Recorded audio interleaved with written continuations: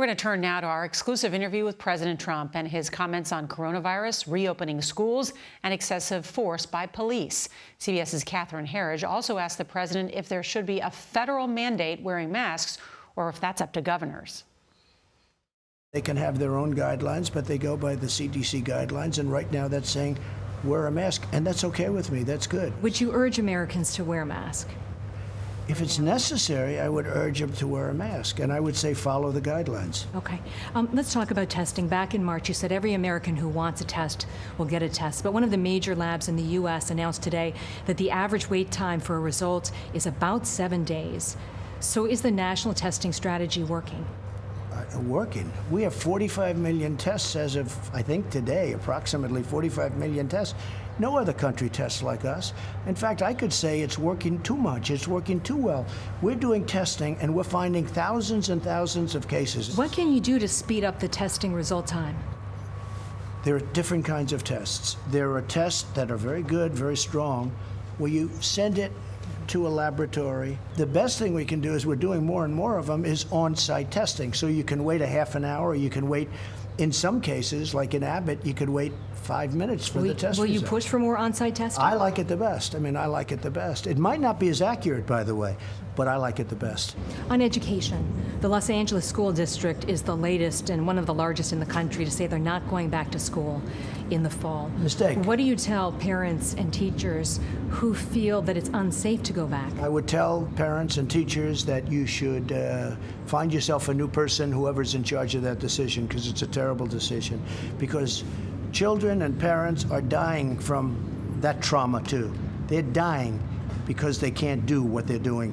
Mothers can't go to work because all of a sudden they have to stay home and watch their child, and fathers. What's happening? You know, there's a tremendous strain on that whole side of the equation. So it's a balancing act. It is a balancing act, but we have to open our schools. President Trump, back in 2015, you said the Confederate battle flag belongs in a museum. Do you still believe that? All I say is freedom of speech. It's very simple. My attitude is freedom of speech. Very strong views on the Confederate flag.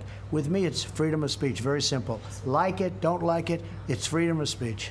Would you be comfortable with your supporters displaying the Confederate battle flag at political events? You know, it depends on what your definition is, but I am comfortable with freedom of speech. It's very simple. You understand why the flag is a painful symbol for many people because it's a reminder of slavery. Well, people love it, and I know people that like the Confederate flag, and they're not thinking about slavery.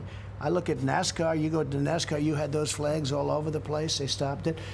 I just think it's freedom of speech, whether it's Confederate flags or Black Lives Matter or anything else you want to talk about.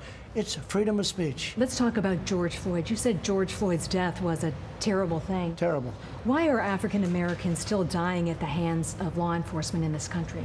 And so are white people. So are white people. What a terrible question to ask. So are white people. More white people, by the way. More white people. Is phase 2 of the trade talks with China dead?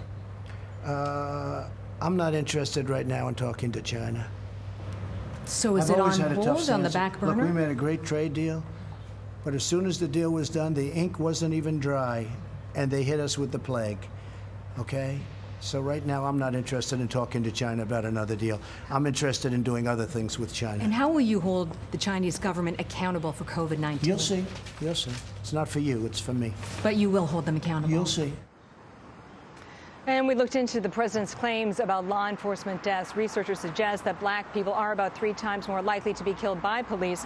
But the overall number of white people killed is higher because whites represent a larger percentage of the population, Nora. All right, Catherine Herridge with that big interview tonight. Thank you, Catherine. And there will be much more of Catherine's interview with the president tomorrow on CBS This Morning.